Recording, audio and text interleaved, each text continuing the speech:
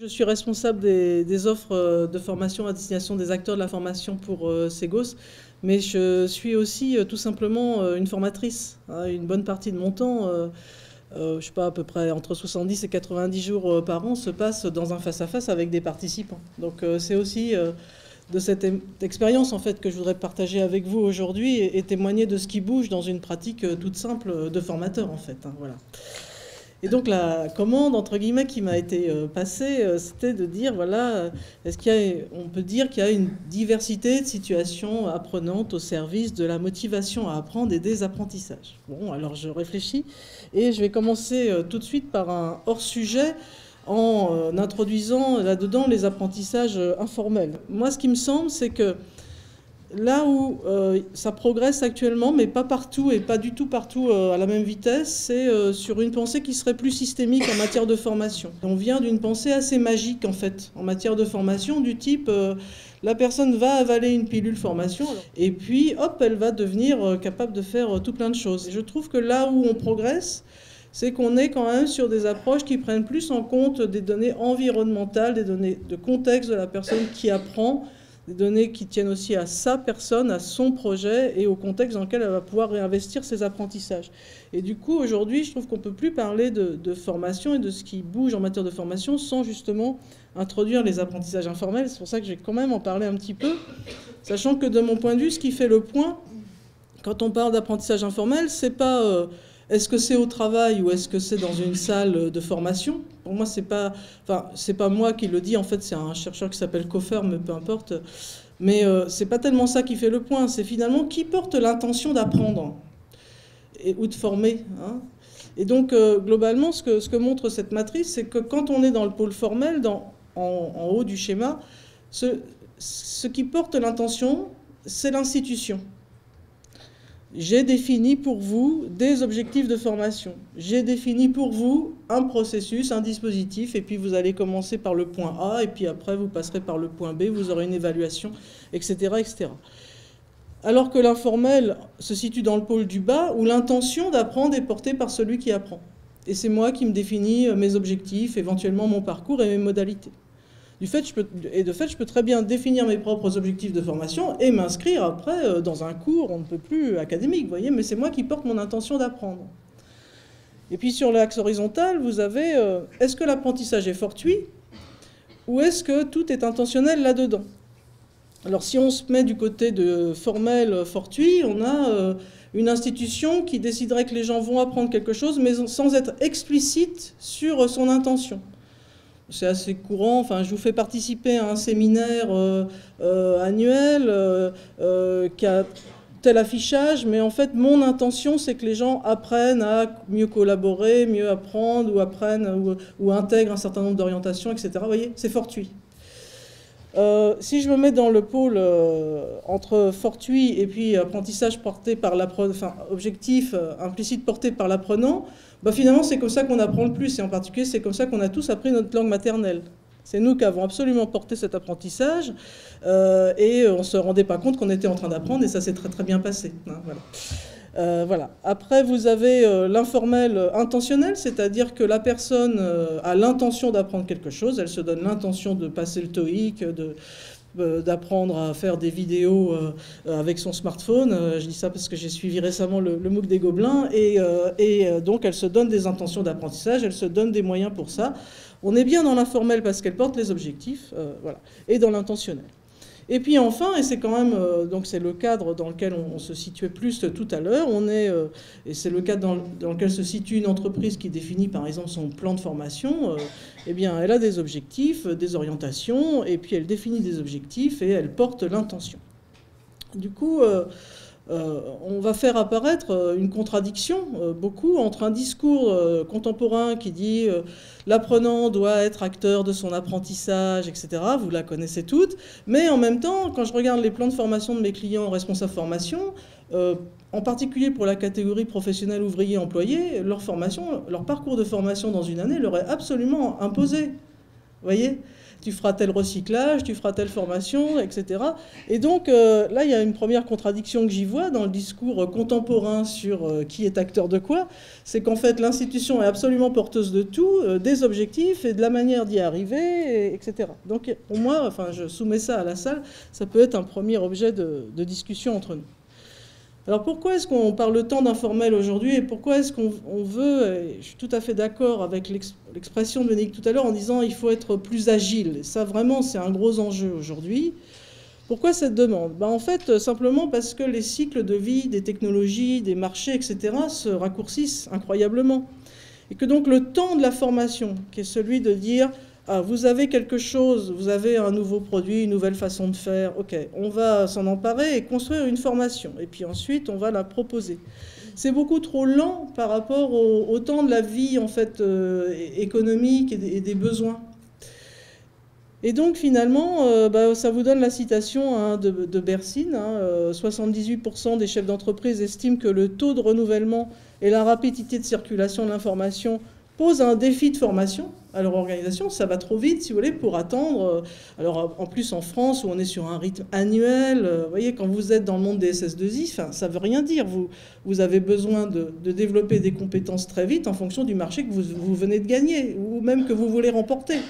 Suite à un appel d'offres. Donc un plan de formation d'un an à un an, franchement, ça n'a pas beaucoup de sens en fait dans ce monde-là. Voilà. Et puis ce que font remarquer les gens qui travaillent sur les apprentissages informels, ils disent finalement on est tous d'accord pour dire qu'on apprend beaucoup par notre propre moteur en fonction de nos besoins propres, personnels. Donc dans l'informel, mais en même temps, 90% des moyens des institutions vont vers le formel. Donc est-ce qu'il n'y a pas un problème? Est-ce qu'on ne devrait pas plutôt faire une réallocation des moyens pour donner des moyens aux gens pour mieux apprendre dans l'informel? Des espaces de travail mieux conçus pour ça, des espaces de discussion, des mises à disposition de ressources faciles à trouver, etc. etc. Donc ça, c'est une autre réflexion.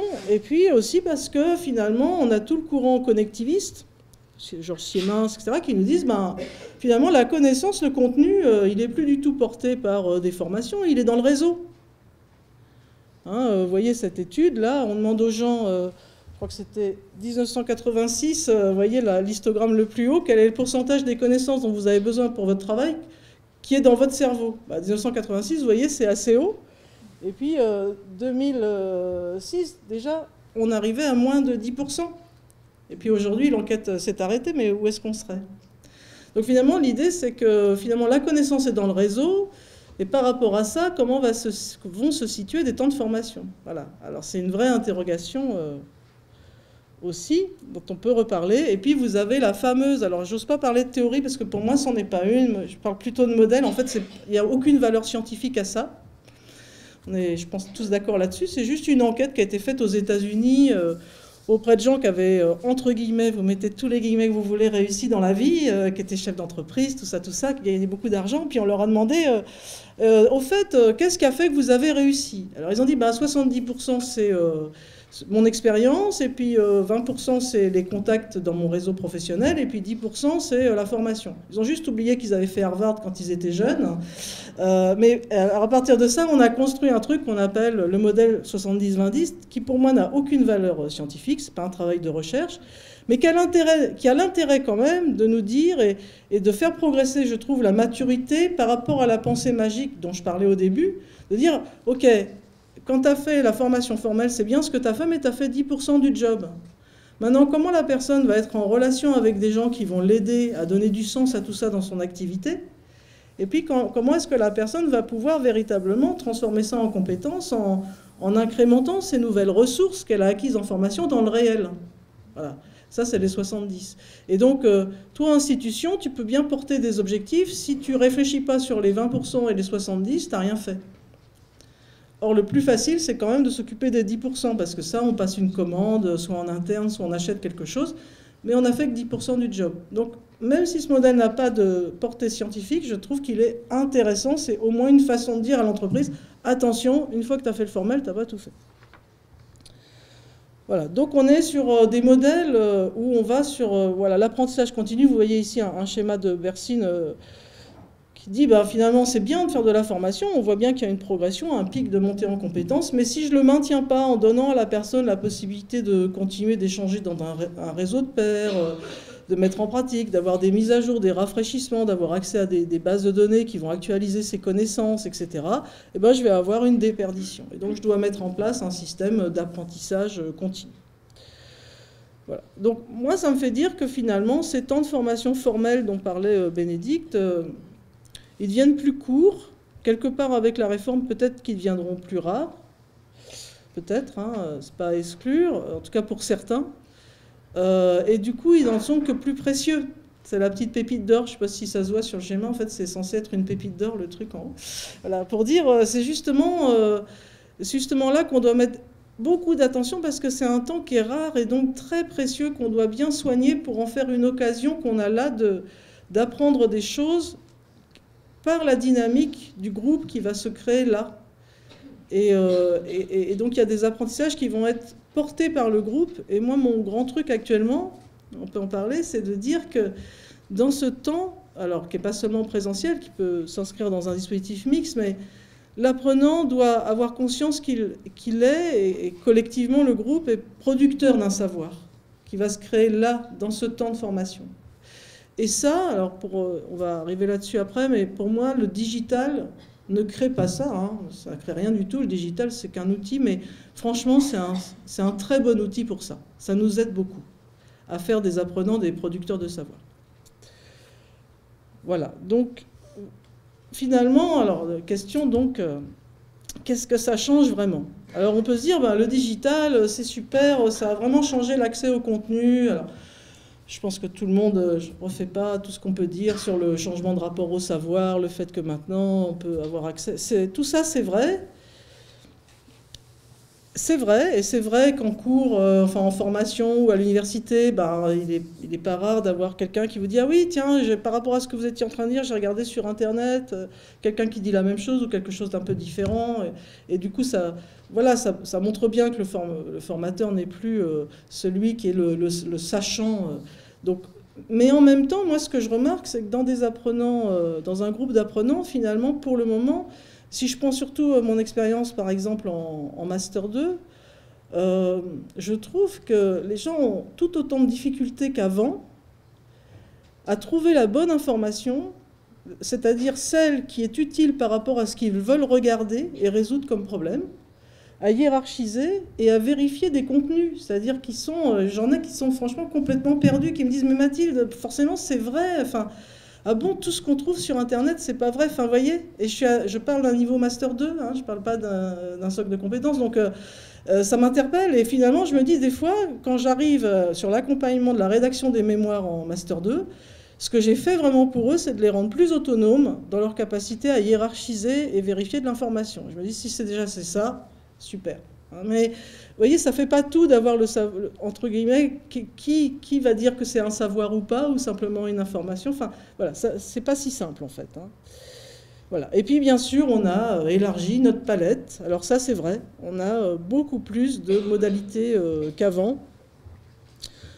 pour aider les gens à apprendre. On va en reparler. Alors, moi, j'aime beaucoup ce modèle. Enfin, comme je suis manager d'offres chez Segos, j'ai un management transversal, si vous voulez, par rapport à une équipe de consultants qui interviennent sur les stages dont je m'occupe. Donc ça fait une petite équipe d'une trentaine de personnes. Et donc, depuis 2 ans, j'essaie de leur faire comprendre que sans le digital, en fait, ils ne pourront plus bientôt faire leur métier de formateur. Que le métier est vraiment en train de changer, que ça fait partie, en fait, du métier. Bon... Et puis, à la dernière réunion, une personne me dit « Mais enfin, Mathilde, si je fais un quiz avec un outil digital, alors c'était Kahoot, je ne sais pas si vous connaissez, c'est un outil qui permet très facilement de générer des quiz amusants, et voilà, c'est un côté sympa et tout. Mais si je fais un quiz avec Kahoot, qu'est-ce que ça change fondamentalement par rapport à si je le fais avec un carton rouge, un carton vert? Et en plus, je risque de m'emmerder avec le Wi-Fi qui ne marche pas. Excusez-moi pour le gros mot, mais c'est quand même un problème du digital en présentiel. Et ça m'a drôlement fait réfléchir, cette réflexion. Et effectivement, c'est ce modèle que moi j'apprécie beaucoup du docteur Duera, excusez-moi, voilà, qui dit, voilà, effectivement, tu peux utiliser le numérique juste pour faire une substitution. C'est-à-dire, ce que tu faisais avec carton rouge, carton vert, eh ben, tu lances ton quiz numérique. Ouais, c'est bien. Les participants, ça, voilà, peut-être que la première fois, ça les amuse un peu, mais en fait, fondamentalement, tu n'as rien changé à ta pédagogie. Et voilà, donc il ne s'est pas passé grand-chose. Après, il y a une augmentation, c'est-à-dire, tiens, oui, mais en introduisant le numérique, on peut augmenter l'expérience des participants. Ben oui, c'est vrai, si je fais un quiz numérique, je vais aussi pouvoir garder la trace de ce que chacun a répondu, avoir une photo beaucoup plus permanente et visuellement interprétable de l'état de la connaissance du groupe, et donc je vais peut-être pouvoir réguler mon action pédagogique en mode évaluation formative de manière beaucoup plus fine. Après, il y a la modification. Alors là, c'est vrai que le numérique nous permet quand même d'enrichir profondément ce qui se passe pour le participant, je trouve. Alors, quelques exemples. Construire une carte collaborative pendant le présentiel, mais qu'on peut faire vivre après en intersession ou sur plusieurs sessions. Ben, finalement, c'est eux qui vont produire l'arborescence à partir d'un concept qu'on est en train de travailler, qui vont l'enrichir avec des liens. Et nous, on va juste être là pour leur faire pointer des incohérences, etc. Mais c'est bien eux qui vont construire leur compréhension de ce concept. Voilà. Si je suis, par exemple, j'utilise un mur digital, vous connaissez peut-être Padlet, un mur digital, vous voyez ce que c'est quand vous ouvrez, il n'y a rien, quoi, c'est juste un mur, mais simplement dessus, vous pouvez mettre soit des choses qu'ont écrites les participants depuis leur téléphone portable, tout simplement, soit des images ou n'importe quel type de fichier à télécharger, qu'on peut télécharger sur un téléphone portable, un ordinateur, enfin tout ce qu'on veut. Si j'utilise Padlet, ce que je fais maintenant presque systématiquement, du coup, je fais faire une appropriation par les participants en mode évaluation formative. Avant, qu'est-ce qu'on faisait? On le faisait déjà, on n'a rien inventé, mais on le faisait sur paperboard. On peut toujours le faire sur paperboard. Moi, je veux forcer personne à être agile digitalement. Ce n'est pas le cas de tous mes participants, loin de là. Mais on peut le faire aussi sur PowerPoint. Et puis, on peut prendre la photo du paperboard, on peut prendre le fichier qu'ils ont créé pour leur réappropriation, et on peut mettre tout ça sur le Padlet. Et au fil d'un parcours de formation, on voit un savoir qui, pour le coup, a été créé par les participants, qui est capitalisé, qui peut s'organiser, sur lequel on peut revenir, vous voyez, d'une partie à l'autre. Et ça, c'est drôlement intéressant. C'est-à-dire, on crée vraiment des espaces numériques où on capitalise la production du groupe en tant que producteur de savoir. Et ça m'intéresse. Et je peux vous dire qu'avant, quand vous essayez de prendre les feuilles de paperboard et de les garder d'une partie sur l'autre, bah, elles étaient paumées, c'était moche, tu vois. Et ça, le numérique, c'est quand même rudement bien pour ça. Voilà. Et puis enfin, on peut redéfinir complètement, c'est-à-dire avoir une expérience apprenant qui soit totalement différente. Alors, en particulier, il y a tous les travaux de Marcel Lebrun sur la classe inversée, etc. C'est-à-dire on fait des choses qu'on ne pouvait pas faire avant. On fait créer des... Par exemple, nous, on fait beaucoup d'évaluations ou de présentations hautes sous mode de vidéo. Et c'est vrai que c'est un moyen assez puissant, en fait. Vous faites, pour une évaluation formative, vous dites aux gens, vous faites 3 minutes de vidéo sur, sur la présentation de la politique formation de votre entreprise. Franchement, c'est puissant comme support de réappropriation. Et puis, c'est toujours pareil aussi, ça donne des choses que les gens peuvent capitaliser. Voilà. Donc, moi, j'aime bien ce modèle pour dire, oui, le digital, bien sûr, c'est qu'un outil, et ceux qui rentrent par l'outil, on le sait, ça ne marche pas. Mais quand même, c'est un bon outil. C'est un bon outil pour enrichir l'expérience de nos participants. Et en particulier pour les faire collaborer, produire des travaux ensemble. Moi, ce que je peux dire aussi en tant que manager d'offres, parce que comme je suis responsable d'un pool de stages, je suis responsable de leur conception. Et évidemment, je ne les conçois pas toutes seules, parce que ça sera assez stérile, mais ce travail de conception, je trouve qu'il se fait complètement différemment. C'est-à-dire, il y a mais encore 4 ans, je donnais un mandat à quelqu'un, un contrat de développement, et je disais, voilà, on a des rendez-vous et tu me livres ton truc, quoi. On ne travaille plus du tout comme ça. On travaille en mode collaboratif, on est vraiment dans une coproduction, un échange. Et ça, le digital, ça nous aide drôlement aussi.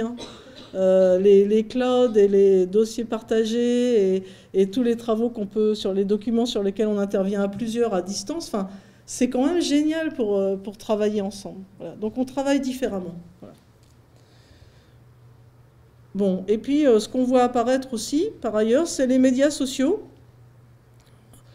les réseaux qui permettent de communiquer, etc., dans les dispositifs de formation.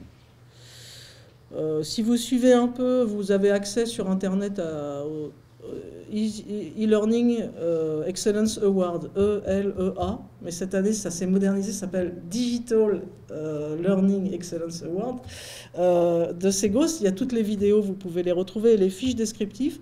Vous verrez que maintenant dans les dispositifs d'entreprise, il n'y a pas seulement présentiel e-learning, il y a aussi du réseau social d'entreprise. Et puis, il y a toujours du présentiel aussi. Hein. Enfin, personne ne dit qu'il n'y a pas besoin de se retrouver et d'avoir ce non-verbal et cette dynamique qui se crée quand même beaucoup en présentiel. Pas seulement, hein, mais quand même beaucoup. Voilà. Donc, si je prends quelques exemples de dispositifs... vous avez, je sais pas, une grande entreprise de supermarché qui veut former ses poissonniers parce qu'elle trouve que les étals de poissonnerie ne sont pas terriblement aguichants. Et donc, c'est difficile, ils sont tous complètement éparpillés. Ils vont utiliser Flickr pour prendre en photo leurs étals et puis partager, et puis se monter des petits challenges et partager leurs pratiques. Voilà.